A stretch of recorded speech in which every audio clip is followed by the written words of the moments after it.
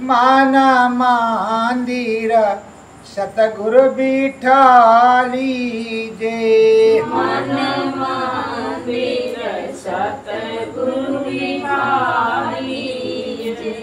जन्म जन्म जब भटकाए खाया, जन्म जन्म जब भटकाए खाया, तब सतगुरु द्वारे मैं आया। तब सतगुरु द्वारे मैं आया। कर्म को अपने धुला लीजिए, कर्म को अपने धुला लीजिए।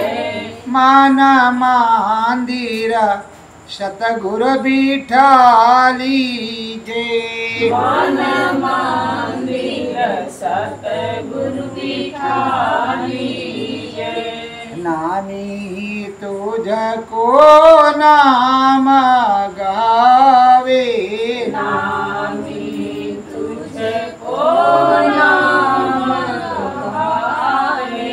परम धाम का भेद बतावे, परम धाम का भेद बतावे।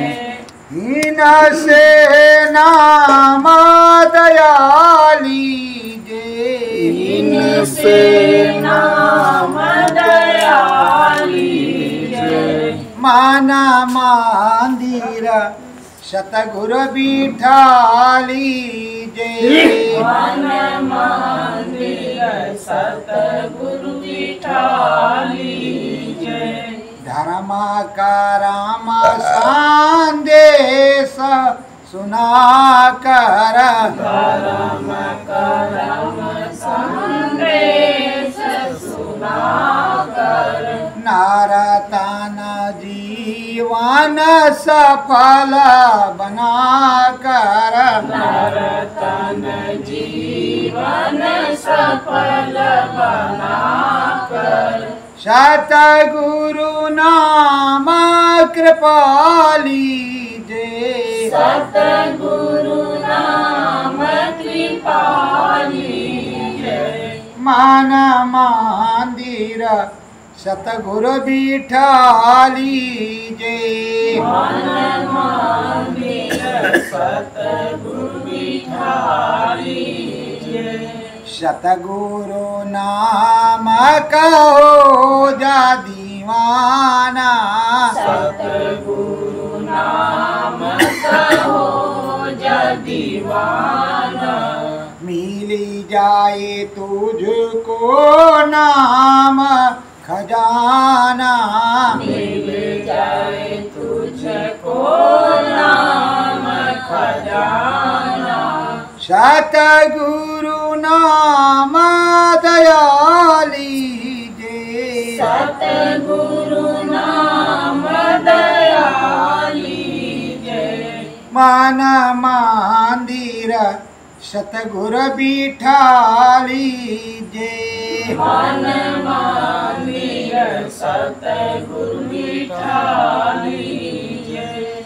चरणों में निस दिन मन आवे, चरणों में निस दिन मन आवे।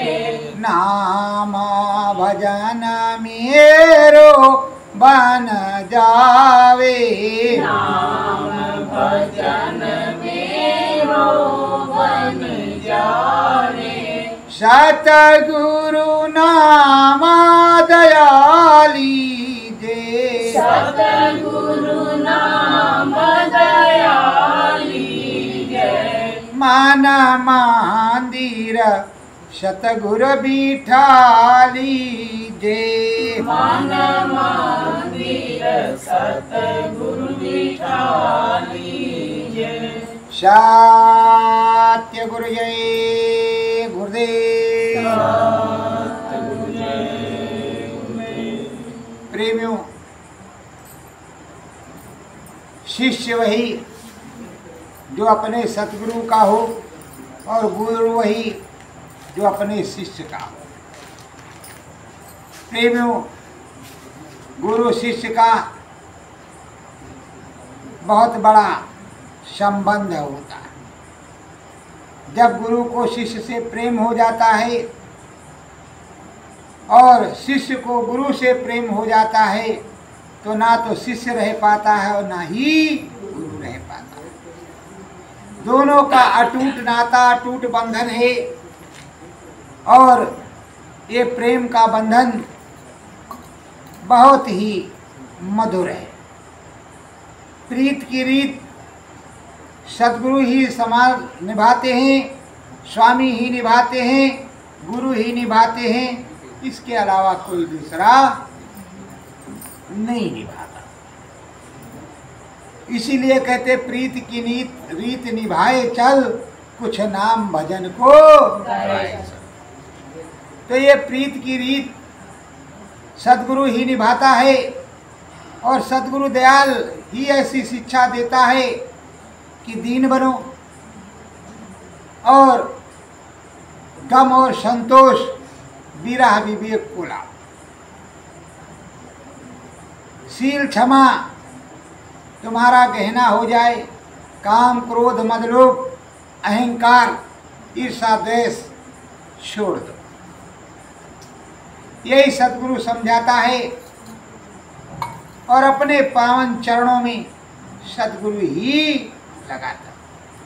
जीव किसी भी प्रकार का हो, कितनी भी बड़ी गलती हो उसकी, पर उस जैसा दयालु नहीं। जैसे बंदर अपने बच्चे को अपने सीने से लगा करके रखता है, उसी तरह सद्गुरु अपने पलकों पे अपने जीव को बिठा करके रखते हैं जब से नाम दे देते। पर जीव का भी कर्तव्य होता है कि वो अपने सद्गुरु गुरु के ही संग रहे, अपने पिया के ही संग रहे, कहीं जाए ना। देखो, एक अटूट बंधन होता है। अटूट बंधन किस तरह का?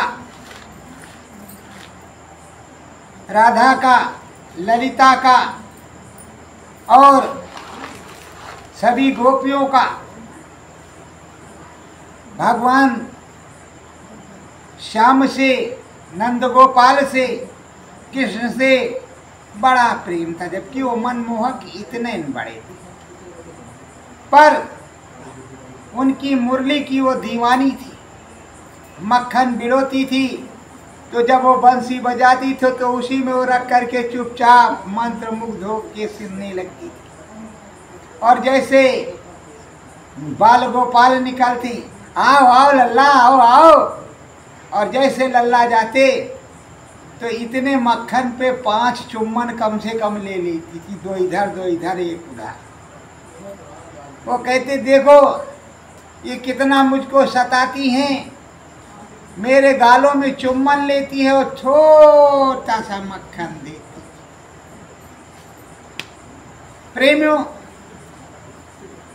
ये एक श्रद्धा है, एक प्रेम है, और प्रेम ही अटूट बंधन किसी भी देश में कहीं का भी रहने वाला किसी को किसी से प्रेम हो जाए, किसी प्रकार का प्रेम हो जाए, वो प्रेम खींच करके ऐसी जगह ले जाता है जिसकी कोई कल्पना नहीं कर सकता। इसी तरह हमारे सद्गुरु जहाँ भी कार्यक्रम लगाते, मन में उमंग होता कि अब 10 दिन बचे, अब 5 रह गए, कल जाना है, जल्दी जल्दी व्यवस्था कर करके ऊंच नीच और निकल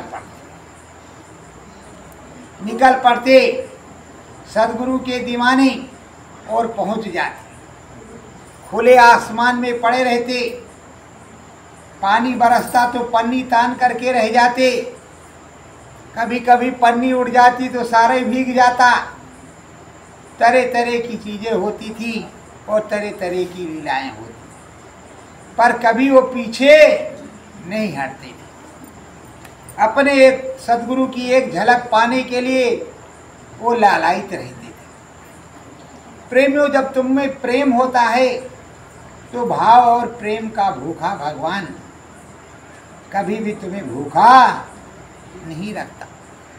वो सदगुरु स्वामी जो दाता दयाल है, उसने तुम्हें नाम की डोरी पकड़ाई है, नाम के जहाज में बैठने की बात बताई है, और नाम शब्द की जब डोरी पकड़ा दी तो शब्द स्वरूपी तो वही है, प्रकाशवान भी वही है, और जिस प्रकार से मिलने की बात की है उस प्रकार से भी वही, हर प्रकार से वही।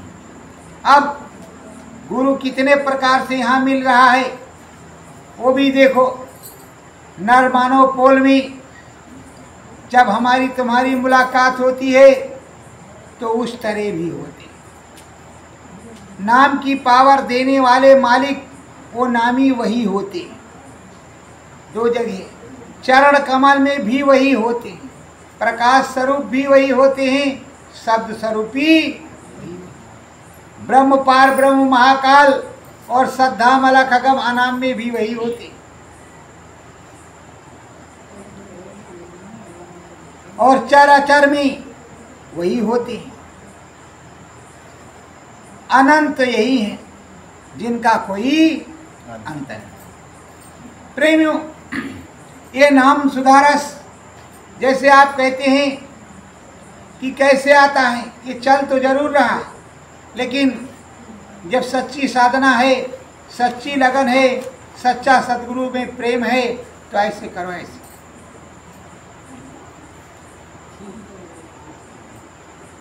और जैसे ध्यान दोगे, जिस धाम का तुम्हारे अंदर बाजा आ रहा है वो तत्काल सुनाई देगा। प्रेमियों, ये कान में उंगली क्यों लगाते हैं? क्योंकि बाहर की आवाज ना सुनाई पड़े। थोड़े समय बाद ऐसा होता है कि कान में उंगली लगानी नहीं पड़ती, अपने आप सुनाई पड़ता है, चलते फिरते सुनाई पड़ता है, सोते जागते सुनाई पड़ता है, और कुछ ऐसे भी टाइम आ जाते हैं कि इतना तेज सुनाई पड़ता है कि कहना पड़ता हमारी थोड़ा कम कर देते, कम कर देते, और मालूम पड़ रहा है कि ये इधर है, बज रहा है। अब ये बज रहा है, इनकी दया कृपा से बज रहा है, उन मालिक की दया कृपा से बज रहा है, और बज जहाँ रहा है तो प्रेमियों, पुराने जमाने की कहावत है और आज की जमाने की भी वही हालत है, पर पुराने जमाने की हालत है। बुजुर्ग कहते थे भाई कहीं मंडुआ हो रहा है, तमाशा हो रहा है, नाच हो रहा है, वहाँ पातर आई है। तो जब भादों के महीने में जब देव धीरे धीरे बरसता है, अंधियारी रात हो रही है, और उधर ढोल गम गमागम नगाड़ा बज रहा है, और इधर मन जब सुरीली तान आ रही तो मन का खिंचाव उधर की तरफ हो रहा है, तो बुजुर्ग लोग कंधे पे लठ रखते और जूता पहनते और 9-2 निकल जाते मंडुआ तमाशा देखने, मन उधरे खींच जाते। तो वही नाम शब्द का रस है, ये तो नकल है, वो असल आ रहा है, तो तुम्हारा मन उस शब्द की तरफ भागता चला जा रहा है। अब जिस देश से वो शब्द आ रहा है उसी देश में सूरत जाकर के खड़ी होती। अब जाकर के खड़ी होती है, जिस धनी के पास से वो चीजें आ रही हैं वो आपको सुनाई पड़ेगा। प्रेमियों, पायल की आवाज, घुंघरुओं की आवाज बड़ी साफ सुनाई पड़ती, बड़ी साफ। और साधक प्रेमी बताते हैं, मैं तो कुछ बताता नहीं हूँ, साधक प्रेमी बताते हैं, साधना करने वाले बताते हैं कि जब भोलेनाथ बैठे हैं और देवियाँ नाच रही हैं, ब्रह्मा जी का दरबार लगा है, सरस्वती का बीड़ा बज रहा है, सरस्वती की सितारा बज रही है और देवियाँ नाच रही हैं। तो वैकुंठ की भी यही हाल है, स्वर्ग में अप्सराएं नाच रही हैं, कहीं कौन नाच रहा है, कहीं जीवात्माएं नाच रही हैं, तरह तरह के रंग। प्रेमियों, एक दिन की बात है कि एक बिचारी शिष्या गुरु महाराज की धाम बड़ेला में आई। वो ज्ञान रश्मि की बड़ी जानकार थी। उसने कहा गुरु महाराज ने ज्ञान रश्मि में सब कुछ लिख रखा है, तो हम कहा पढ़ करके रट्टू तोता बन जाओ। कहा है पढ़ करके रट्टू तोता, उसका जो लिखा है उसका असल करना है। हम कहा कर लो देवी जी, हमने कब कहा कि मत करो, हमने हाथ जोड़ दिए कि आप कर लो। फिर उसने कहा 10 बंदों के सामने कि देखो, जब पुरुष लोग उधर जाते हैं तो ऐसा मंडल है कि उन पुरुषों को, उन जीवात्माओं को स्त्रियां जाने नहीं देती और ऐसे अपने रास लीला में फंसाती हैं कि बिना सद्गुरु के पार नहीं होगा। तो ऐसा भी होगा कि जब स्त्रियां जाती होंगी तो उन्हें भी कोई फंसाता होगा। हम कहा ये तुम्हारे ज्ञान रश्मि में कहीं लिखा है, उसको खोल करके देखो तो जरा, उसको खोल करके देखो, कहीं गुरु महाराज ने लिखा है जो मुझसे पूछ रही हो। पुरुषों के बारे में तो लिखा पर स्त्रियों के बारे में नहीं लिखा। कहा ऐसा कैसे हो सकता भाई, 10 ये बैठे इनसे पूछो, तुम अपनी ज्ञान रश्मि किताब खोल करके देख लो। कहा फिर क्या है? मैंने कहा मेरे गुरु महाराज ने बताया जब सूरज जीवात्माएं उधर जाती हैं और भूल से उस मंडल में पहुंच गई तो फिर उनके लिए आगे जाना मुश्किल है। उन्होंने स्त्री की ना बात की है, ना किसी पुरुष की बात की, उन्होंने सूरज जीवात्मा की बात। अब सूरज जीवात्मा में की बात है, अगर इसी सूरज जीवात्मा को प्रेम किसी से हो गया, प्रेम चाहे स्त्री को हो चाहे प्रेम पुरुष को हो, प्रेम तो प्रेम ही होता है और प्रेम निश्चल होता है। मैं इसी जगह बैठा हूँ, इसी जगह एक गुरु बहन आई और वो सत्संग सुना रही। सत्संग सुनाते हुए वो कह रही है कि मैंने देखा चौथे धाम के ऊपर वो पुरुष बैठे हुए हैं और मेरी तो हालत इस तरह की हो गई कि मैं तो चाह रही थी इन्हीं से मेरी शादी हो जाए और मैं इन्हीं के संग रहूंगी और मैं अभी भी चाहती कि मेरी शादी इनसे हो जाए। अब प्रेमियों, अब क्या करोगे? जवाब दे गया क्या भैया, क्या करोगे? अब आपको प्रेम किससे कब कहां पर हो जाए? राम से हो गया कि श्याम से हो गया, ब्रह्म से हो गया कि पार ब्रह्म से हो गया, महाकाल से हो गया या सतपुरुष से हो गया या 3 लोक 14 भवन में किससे हो गया? और अगर अपने सच्चे प्रीतम से हो गया तो एक बार जिसे प्रेम हो जाता है, प्रेम का रोग लग जाता है तो छूटता नहीं।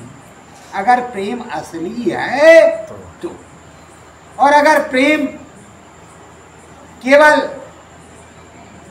जो है स्वार्थ का वशीभूत है, क्योंकि प्रेम भी कई प्रकार का होता है। वो दिखाने के लिए प्रेम करते हैं, दिखाने के लिए प्रेम। शादी का संबंध किया मेरठ में मुस्कान ने और उसके बाद ड्राम में काट कूट करके भर दिया, छोटा छोटा बनाकर, और 2 बोरी सीमेंट भी उसी में डाल दिया। तो ये भी एक प्रेम है। तो सचेत रहना प्रेमियों। प्रेम करो अपने प्रीतम स्वामी से, उस अनामी से। गया ना भैया? नहीं कर। उस अनामी से बंद कर लो, कोई दिक्कत हो उसको बंद करो। अनामी से, और उस अनामी से जब प्रेम हो जाता है तो प्रेम की डोर हमेशा बंधी रहती। तुम छूट देते हो, तुम भूल जाते हो, पर वो नहीं भूलता। अगर सच्चाई से उसने पकड़ लिया तो वो भूलता नहीं, तुम कहीं भी जाओ। और वो छोड़ने वाला भी तुम्हें नहीं, तुम कैसे भी भागो वो छोड़ेगा ही नहीं। कितनी भी आप गाली दो, रात में दिन में, इस पे उस पे, पर वो छोड़ने वाला नहीं है। और जब एक हथौड़ा उसका पड़ेगा, एक बात बोलेगा, तो आपकी सिट्टी पिट्टी एक ही बात में गुम हो जाएगी। और प्रेमियों, जब वो तुमको सुनाएगा शब्द की बातें, साधना की बातें, प्रेम की बातें, प्रतीत की बातें और सद्गति की बातें, तो तुम्हारे पास जवाब नहीं होगा। क्योंकि तुम बाहरी सुख की बात करोगे या बाहरी अपनत्व की बात करोगे, वो तो अंदर का सौदा करता है, बाहर का कोई सौदा करता नहीं। वो ऐसे धाम का सौदा करता है, ऐसे धाम का सौदागर है जो उस तरह का सौदागर मिलना ही मुश्किल है। वो सौदा आगम का करता है, अनाम का करता है, सुरतों और जीवात्माओं का करता है, हीरे पन्ना पुखराज का करता है, कूड़े कचड़े का सौदा नहीं करता। वो ऐसे लाल ढूंढता है जिसकी कोई कीमत हो।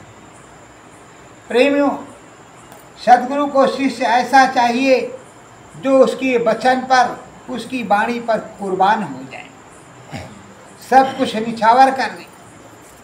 और पर सदगुरु दयाल, अपना मालिक, अपना स्वामी हर प्रकार से देखता रहता है। वो तुम्हें दुख नहीं पहुंचने देगा, तुम्हें हर प्रकार से बचा करके रखेगा और हर प्रकार से जोड़ करके रखेगा, हर सुख दुख से बचा करके रखेगा। तुम्हारे ऊपर तलवार लटक रही, कल गर्दन कटनी है तो तुम्हारी उंगली कट करके रह जाएगी, फिर मरहम पट्टी होकर के वो ठीक हो जाएगी, पर तलवार नहीं चलेगी। और अगर तुम्हारी श्वासों की पूंजी पूरी हो गई, उसे काम लेना है, या तुम जान गए, तुमने प्रार्थना किया कि हे प्रभु अभी तो हमको तुमसे मुलाकात करना है, तुम्हारे साथ चलना है, अभी हम जाना नहीं चाहते, हम तुम्हारे साथ चलना चाहते, चाहे आगे ले चलो चाहे पीछे ले चलो, पर कम से कम हम ये चीज़ें देखना चाहते हैं, तो भी तुम्हें जाने नहीं देगा। सच्चा समरस संसद। लेकिन अगर आपका प्रेम ढकोसला है, दिखावा है, तो तुम्हारा कुछ होगा नहीं। और अगर तुम सच्चे समरस सदगुरु के जीव हो तो तुम्हें कोई दूसरा भगवान कुछ भी देगा नहीं, क्योंकि वो देख रहा है कि सारा अनुशासन, प्रशासन, सारी डोर और सारी चीज तो उसके हाथ में, जो मेरा भी प्रभु है। तो तुम्हें भी नमन करेगा, उसे भी नमन करेगा कि भाई इनकी सरबर क्या है। इसीलिए कहते हैं अवधपुरी का डोमरा और देश के भूप, इनकी सरबर क्यों करे, बेच खाते हैं। अब तो समझ में आया नहीं भाई। हमारे अवधपुर अयोध्या के मेस्टर, झाड़ू लगाने वाले और वो सूप बनाने वाले, जिससे आप चावल गेहूं पछोड़ते हो, ये उनका बिजनेस है। उनको मेस्तर कहते हैं। और भी जात कहते होते हैं, उनको डोम भी कहते हैं और भंगी भी कहते हैं। तो चूड़ा भी कहते हैं। कई जाति कई प्रकार से पुकारते हैं, पर वो भगवान के भक्त, प्रभु के भक्त, अवधपुरी के रहने वाले, उनकी बराबरी दूसरे देश के भूप नहीं कर सकते, महाराज नहीं कर सकते। ऐसी पावर राम के जमाने में उनके पास थी। प्रेमियों, महाभारत हुआ, उसके बाद में जो यज्ञ किया युधिष्ठिर ने, तो पहले यज्ञ होता था तो स्वर्ग में घंटा बजता था। जब घंटा सुनाई पड़े टन टन टन टन बज रहा है तो यज्ञ सफल हो गया। युधिष्ठिर ने यज्ञ किया, सबको भोजन कराया, घंटा नहीं बाजा। प्रभु कृष्ण भगवान से कहा कि हे महाराज, सब कुछ तो किया, आप क्या करें? तो कहा भी तुमने कुछ नहीं किया, तुम जाओ सपुच महाराज के यहाँ, सपुच के यहाँ जाओ, उनको बुला करके लाओ बिना अनुभाव से। जब वो खाएंगे और हवन करेंगे, भोग लगाएंगे तो घंटा बजेगा। ये राजा शाही ठाठ में पहुंचे आई। अच्छा, निमंत्रण स्वीकार किया, उन्हीं के राज में वो रहते थे। आए और जो 56 प्रकार बना हुआ था वो एक थाली में परोसा, तो सपुच महाराज ने उसको सब एक ही में समेट दिया, सबको मिक्स कर दिया और खाया। तो कह रहे किस तरह का महाराज है, ये 56 भोग है, एक एक चीजों को टेस्ट नहीं कर रहे, ये तो बहुत बुरा हाल है। मन खराब हो गया। सपुज महाराज उठ करके चले गए। तो कहा महाराज हो तो भोजन कर गए? कहाँ कर गए हो, तुम्हारा मन खराब था। आखिर दाल चावल सब्जी रोटी जो भी खाओगे इसी उदर में ही तो जाएगा, पेट में ही तो जाएगा। उसको चाहे सब मिला करके खाओ, चाहे एक एक खाओ। तो तुम एक एक खा रहे हो, सारा एक साथ खा रहे हो, उनको किसी स्वाद की जरूरत नहीं। वो तो भगवान के मस्ती में है, उसी मस्ती में भोग लगा रहे हैं हर चीजों का। वो भाव के भूखे, तुम्हारे अंदर भाव रहा ही नहीं। तुमने कहा है तो इसको तो किसी प्रकार का सहूर ही नहीं, ये किसी प्रकार का बाबा महात्मा ही नहीं। तो वो चले गए। अब तुमसे कुछ नहीं होगा। द्रौपदी नंगे पाँव गई, कहा प्रभु दया हो जाए। वो भी मेस्तर जात के ही थे। सपुच महाराज फिर आए, उसने व्यंजन बनाया द्रौपदी ने और रखा, और उन्होंने फिर मिलाया उसी तरह। कहा हाँ प्रभु हवन कीजिए, भोग लगाइए, आपकी कृपा के बिना कुछ नहीं होगा। उन्होंने हवन किया और भोग लगाया। जैसे भोग लगाया श्रद्धा से घंटा बजने लगा। इसीलिए लिखा है सपुच बिन घंट ना बाजा। तो प्रेमियों, कोई जात फिरका उस प्रभु परमात्मा के बंधन में नहीं है। जीव आत्माएं बंधन में हैं, आत्मा परमात्मा की अंश है, तो आत्मा ही बंधन में है। और जब तुम प्रेम प्रतीत अपने श्याम से करोगे, अपने सद्गुरु से करोगे, अपने राम से करोगे, तो तुम्हें मुक्ति मिलेगी। इस देश में आए हो तो मुक्ति प्राप्त करो, मोक्ष प्राप्त करो, परम पद प्राप्त करो। अभी ये भी नहीं जानते होगे आपकी मुक्ति क्या है, मोक्ष क्या है, परम पद क्या है, स्वर्ग क्या है, वैकुंठ क्या है, शिवपुरी ब्रह्मपुरी क्या है। इन चीजों को समझना होता है। और मैं तो कभी कभी खोल करके समझा भी देता हूँ, मगर मुझ जैसे बबूल के ठूठ से आपको क्या उम्मीद होगी। कोई बड़ा महाराज होता, तिलकधारी, बढ़िया सिंहासन पर बैठा होता, बताता तो आपकी शायद समझ में आता।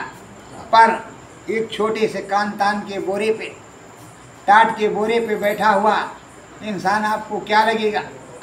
तो प्रेमियों, अब ऊपर की बातें हैं। जब सूरज जीवात्मा की चढ़ाई होती है, सतगुरु में लगन लगती है, वो अपने परम धाम की तरफ चलते हैं, आपको लेकर के चलते हैं, तो परम दया कृपा होती है। परीक्षा हमेशा होती है प्रेमियों। पहले पैरों में दर्द होता है, कमर में, पीठ में दर्द होता है, और धीरे धीरे जब खिंचाव हो जाता है, हाथ पैर सब कुछ सुन्न हो जाता है, तो है पता चलता है सांस बंद होने जा रही है और लगता है कि अब हम मर जाएंगे। आवाज़ भी आती है कि अब तुम मरने जा रहे हो। जब तुम कहोगे कि हमने मरने के ही लिए ये किया है, क्योंकि वो अपना दोष नहीं लेते, तब तुम्हारी जीवात्मा घाट पर जाएगी। तिल आएगा, सदगुरु की दया से वो जीवात्मा बाहर होगी, आगे प्रभु राम होंगे और तुम्हारी जीवात्मा आत्मा और परमात्मा का साक्षात्कार होगा। अब तुम उनको देखोगे, वो तुमको देखेंगे। अब इनको उनको देख रहे हो, तो तुमको देख रहे हो, तुम उनको देख रहे हो, और नित प्रति देखने का सिलसिला चालू हो जाएगा। नित नित तुम मरोगे। अब किस तरह मरोगे? एक बार तो मर ही गए थे, मरना जान गए, अब दोबारा ऐसा नहीं होगा। दोबारा प्रेम से बैठे, पलोथी मार करके खिंचाव हुआ, घाट पर सूरत आई और उस पार चली गई, और प्रभु त्रिलोकीनाथ का दर्शन हो रहा है। और खिंचाव के कई जरिए बन गए। घंटा बजा, आनंद आया, जैसे शंख बजा, बस खींच गए, चले गए। और शंख बजा तो उनके दर्शन को करवाया और उस नाके तक भी ले गया जो ब्रह्म का बजा है। अब ब्रह्म की तरफ ये जीवात्मा पहुंची तो वहां बादलों की गरज, गड़गड़ गड़गड़ बादल गरज रहे हैं, बिजली लप लप चमक रही है। यहाँ एक बार कड़ाक बोलती है तो आई, और वहां रास्ते में लपालप बिजली चमकती। शेर इतना बड़ा बहादुर है, लेकिन बिजली जैसे चमकता हो, चूहा हो जाता है। क्या हो जाता है? चूहा। सूरत उस गड़गड़ाहट में, उस चमचुम में सतगुरु के बल से जाती है। कभी कभी तो हिम्मत होती है, और कभी कभी लोग कान में उंगली लगाते हैं। जैसे लप हुआ जैसे कान में उंगली लगा लेंगे, गड़ाम होगा उस पहले न कान में उंगली लगाए रहेंगे। तो प्रेमियों, अब वहाँ कौन सी कान में उंगली लगा लोगी? अब गड़गड़ गुड़गुड़ सुनते हुए बम फूट रहा है, ढोल नगाड़े बज रहे हैं, क्या क्या हो रहा है। अब आप उधर जा रहे हो, और जब उधर पहुँचे और पार हो गए नाके का, ये नाके का ही बाजा है। जब पार हो गए तो बढ़िया मृदंग बज रहा, और मृदंग बज रहा। सुहावन देश है, पावन देश है, मंगलमय देश है, और बढ़िया।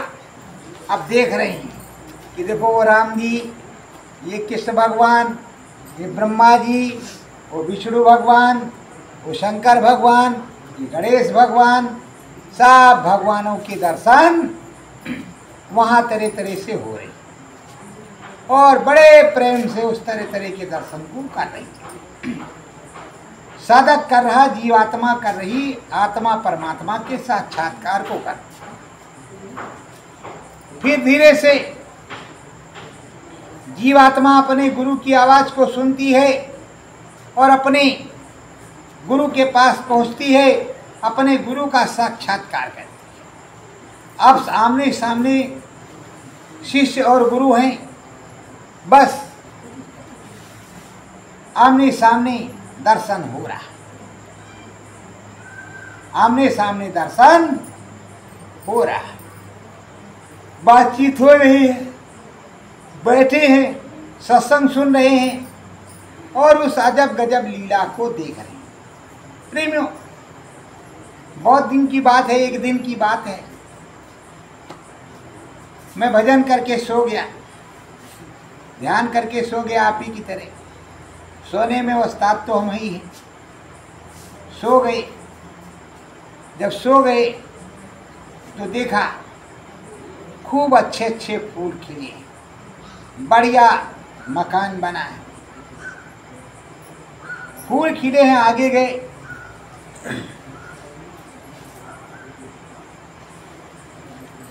तो फूल के बगीचे हैं, बड़े बड़े बगीचे हैं। तो देखा गुरुजी महाराज। अब जब गुरु महाराज हैं तो गुरु महाराज जंगल को जाने लगे, तो हम भी गुरु महाराज के साथ, यही गुरु महाराज, दूसरे वाले नहीं, हम भी उन्हीं के पीछे गए। तब तक शेर ने दौड़ा लिया, गुरु महाराज पेड़ पे चढ़ गए, शेर भी पेड़ पर चढ़ गया और शेर ने गुरु महाराज को पकड़ लिया। तो हम भी पीछे से गए, तो हमने हाथ जोड़ करके कहा, हे शेर महाराज, हमारे गुरु महाराज को छोड़ दो, हमको तुम खा लो, हमको खा लो। शेर ने गुरु महाराज को छोड़ दिया, हमको भी नहीं पकड़ा उसने, वो गायब हो गया।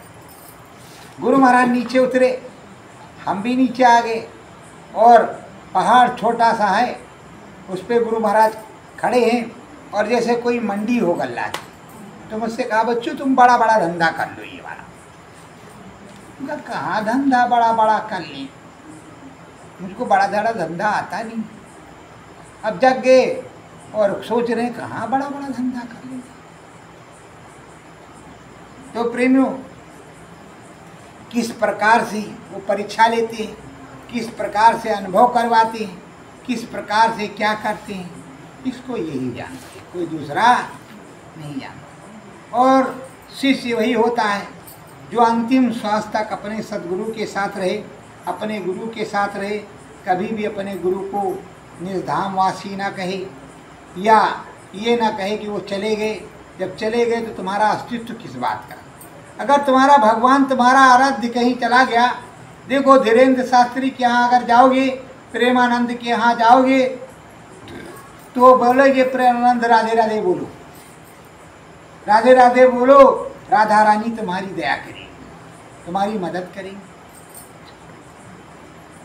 किस भगवान तुम पर दया करेंगे और वही सब कुछ करेंगे, हम कुछ नहीं करेंगे। कि कहते हैं प्रेमानंद की हम करेंगे, धीरेन्द्र शास्त्री कहते हैं कि बालाजी ही करेंगे, ये तो कहते हैं हनुमान जी करेंगे, हम कुछ नहीं करेंगे। हमने हनुमान जी की पूंछ भी नहीं देखी, तुमने तो कुछ भी देखा हो, यही वो बताती है। पर तुमने तो बहुत कुछ देखा है। तो ये बताओ, अगर करने वाले हनुमान जी हैं, करने वाले गणेश भगवान जी हैं, करने वाले शंकर जी हैं, विष्णु जी हैं, तो आप क्या है?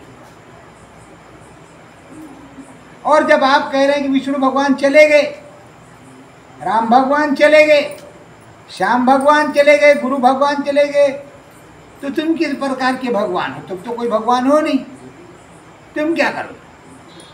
तुमसे कुछ होगा? और अगर तुम्हारे सामने जो मांगने जाता है उससे बड़ा बेवकूफ कोई दूसरा है? उससे बड़ा कोई दूसरा बेवकूफ है जो तुम्हारे पास जा रहा है?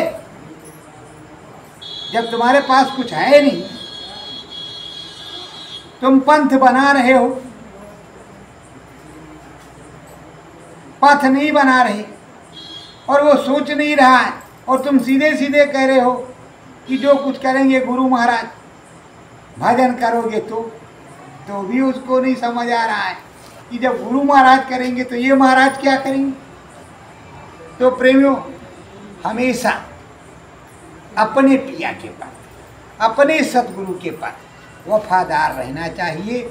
उसी के संग रहो, नमक रोटी मिले खाओ, जैसे भी दुख सुख में रखे वैसे रहो, जैसा पहराए वैसा पहन लो, जैसा नचाए वैसा नाच लो, जैसा सुनाए वैसा और जैसा बताए वैसा कर लो। वही कर गुजरो जो वो बताता है, जो वो समझाता है। अपने मन की न करो, मन के मते हजार। अब प्रेमियों, संतों का सिलसिला कैसे शुरू हुआ होता है?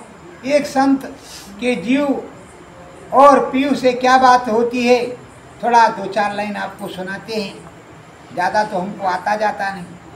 अब उधर गुरु महाराज से कहेंगे तो इधर सुनेंगे। अब कैसे क्या हो रहा है? गोस्वामी जी के पास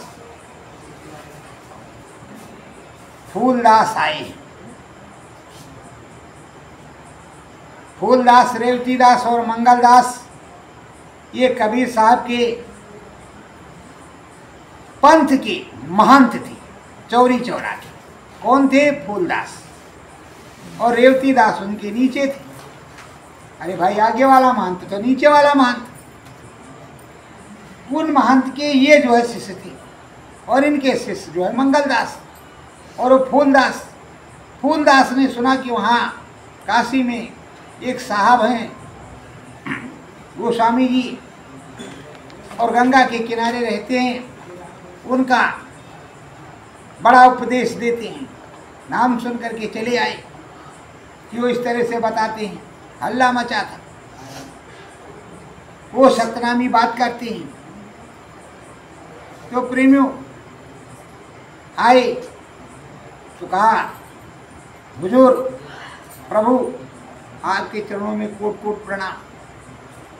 वो तो जान ही रहे कि ये कौन है। कहा, प्रभु मैं 60,000 चेलों का महंत, 60,000 चेलों का महंत। तो 4-4 मसाले मेरे आगे पीछे जलती हैं, और पालकी में मैं चलता हूँ, थैली टोपी मेरे पास है, सुख पाले हमारे साथ है। पर प्रभु मैंने कभी भगवान को देखा ही नहीं। साहब रोज करता हूँ, लेकिन साहब को कभी नहीं देखा। और अगर ऐसे रहा तो किस बात की साहिबी।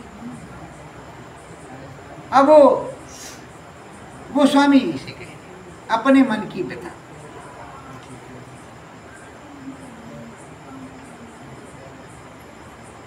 फूलदास बोले गोस्वामी से, फूलदास बोले गोस्वामी से, अपनी बिथा जो सारी, अपनी बिता जो सारी, हूँ महंत चौरी चौरा का, हूँ महंत चौरी चौरा का, सतगुरु मेरे मुरारी, सतगुरु मेरे मुरारी, साहब नाम पुकारूं निसदीन, साहब नाम पुकारूं निसदीन, साहब से न साक्षात्कारी, साहब से सत्कारी। अब वो कह रहे हैं कि हे प्रभु, मैं चौरी चौरा का महंत हूँ, साहब का नाम रोज लेता हूँ, सुबह शाम लेता हूँ, लेकिन साहब का कोई साक्षात्कार आज तक अनुभव नहीं हुआ। ना हमने साहब का साक्षात्कार हुआ, ना साहब को हमने देखा ही। अब हम किस बात के महंत, क्या इनको दें? साहब ये भी लोग करते हैं, साहब मैं भी करता, लेकिन साहब तो कहीं मिलते नहीं। अब क्या मतलब है? तो हे प्रभु, अगर आप दया कर देते, हमें प्रभु का दर्शन हो जाता, तो आपकी महान कृपा। गोस्वामी जी कहते हैं, ठीक है तुम यहीं रहो, हम तुमको नाम बतलाते हैं, और साहब का तुम्हारे और सारे साहब के भेद का दर्शन तुमको करवाते हैं। पर बच्चा, मेरी बात को सुनो। वक्त का नाम और वक्त का नामी ही काम आता, जो चला गया उससे कोई काम नहीं होता, और ना उस काम नाम से कोई काम होता। जो नाम जागृत होता है उसी से काम होता है। रामा नाम गोस्वामी गावे, राम नाम गोस्वामी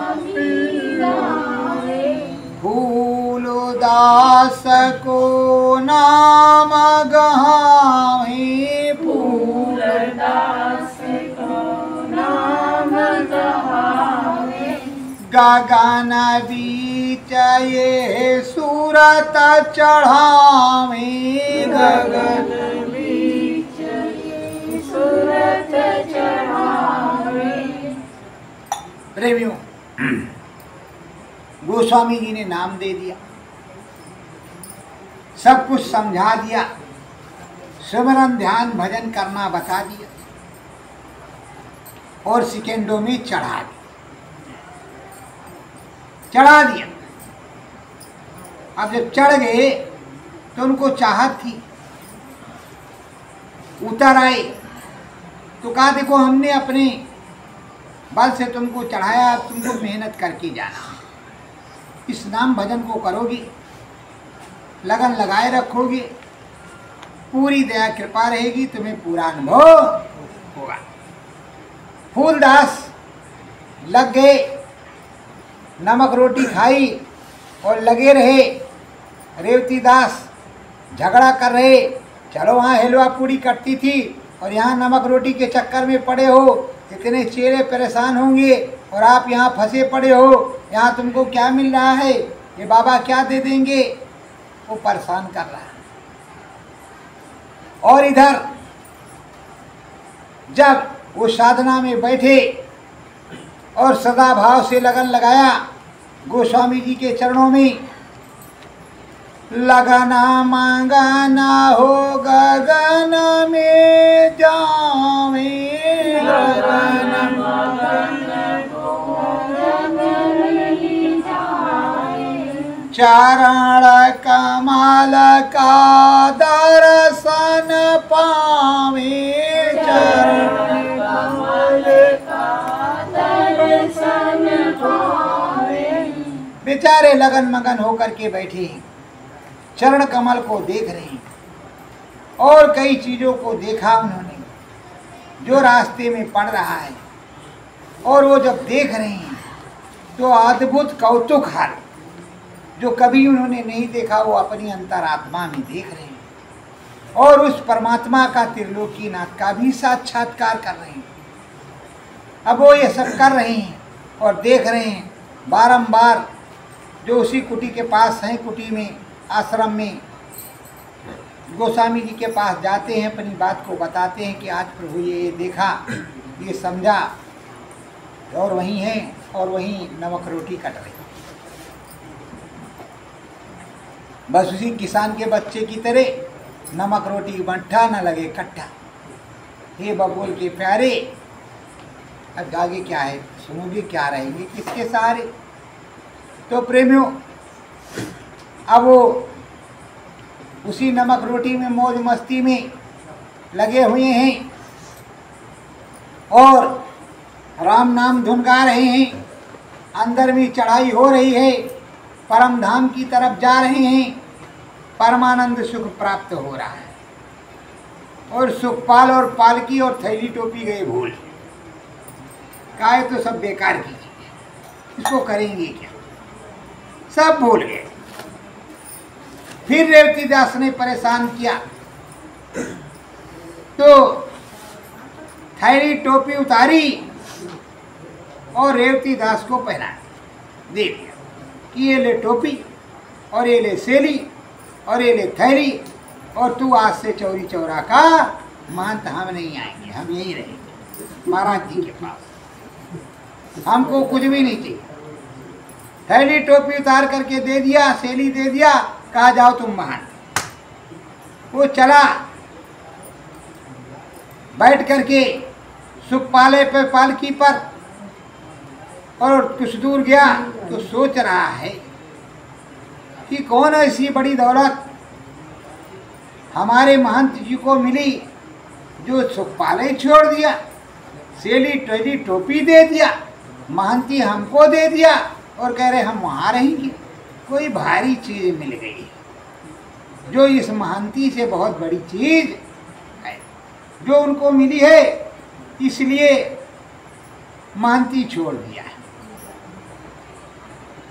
कहा हम भी जाते हैं, देखते हैं कि वो क्या ऐसी बड़ी चीज है। नहीं तो चौरी चौरा कोई दूर तो है नहीं, कभी भी चले जाएंगे। कहा है सुखपालो पालकी नीचे उतारो। मंगलदास को बुलाया। क्या है मंगलदास, यहाँ आओ। ये लो थैली टोपी, सेली टोपी, और आज से तुम चौरी चौरा के महंत हो। देखो हम गुरु महाराज की सेवा में जा रहे हैं, जब वो आए अब ना वही आएंगे ना हम ही आएंगे। तुम ही माखली को, और देखो तुम नहीं रहोगे तो संगत सब गड़बड़ हो जाएगी। कहा ठीक है महाराज। अब वो महंत हो गए तुरंत, 1 मिनट में, देर नहीं लगा, वो महंत हो गए। तो महंत बनते तो देर लगता नहीं। महंत चाहे जब बना दो, चाहे जिसको बना दो। अब महंत बन गए। ये आए गोस्वामी जी से अनुनय विनय किया, वंदना प्रार्थना की। वंदना प्रार्थना करने के बाद कहा जो इनको दिया हमारे गुरुजी महाराज को हमको भी दे दो, हम भी जानना चाहते हैं। झगड़ेलू मिजाज, फिर भी वो श्रद्धा से कह रहा, तो गोस्वामी जी ने दे दिया और दे करके बताया।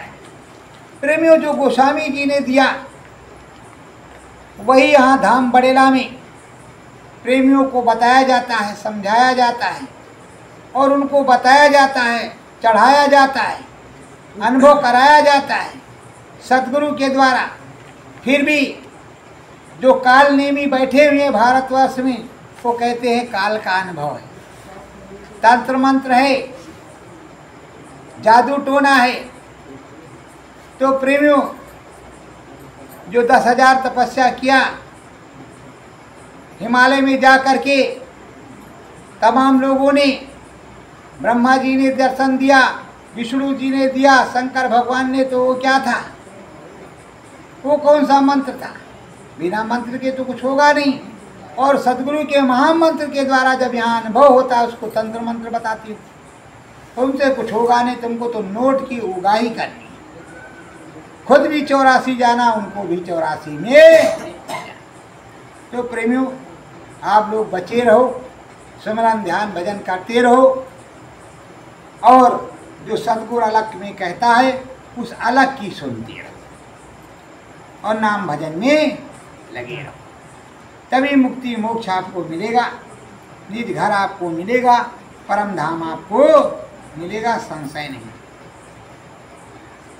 सतगुरु जी में मन लाना है, सतगुरु जी में मन को लाना है, मन नाम भजना में लगाना है, मन नाम भजन में लगाना है, निसदीन पूजा हो सतगुरु की, निस दिन पूजा हो सतगुरु की, तो भी नाम दीवाना हो, तू भी नाम दीवाना हो, माना सतगुरु जी में लगाना हो, मन सतगुरु जी में लगाना हो, श्रद्धा भाव की है तो पूजा, सदा किए पूजा, चरण में झुक जा